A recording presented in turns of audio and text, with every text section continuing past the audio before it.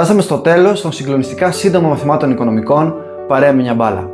Είδαμε πως τα οικονομικά κρύβουν ιδεολογίες, πως ο καπιταλισμός καταστρέφει τον πλανήτη και πως οι μύθοι της εποχής μας, από τον αυτοδημιούργιο του επιτυχημένο άνθρωπο μέχρι την τραγωδία των κοινών, δικαιολογούν τις ανισότητες.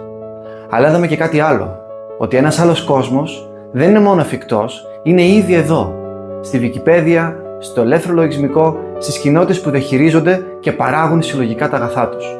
Δεν είναι όμως εύκολο. Τα κοινά αντιμετωπίζουν μεγάλες προκλήσεις.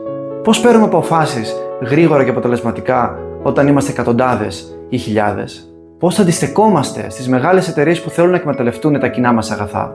Και μια βαθύτερη αντίφαση. Οι τεχνολογίες, οι υπολογιστές, το διαδίκτυο που κάνουν δυνατά πολλά από αυτά τα κοινά βασίζονται σε εκμετάλλευση.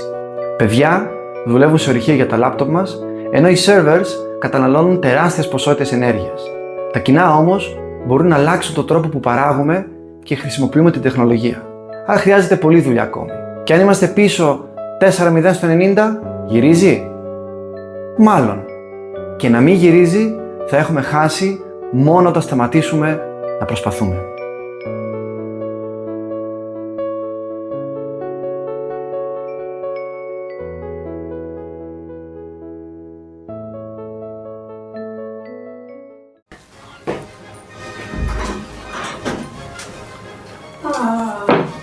Πρόεδρε, τι κάνεις εκεί?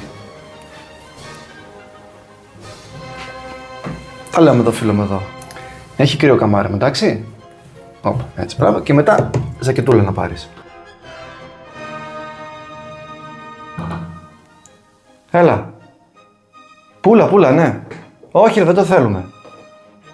Όχι ρε, είναι παλτό ρε. Έλα, γεια. Ναι, έχω γύρισμα τώρα, γεια.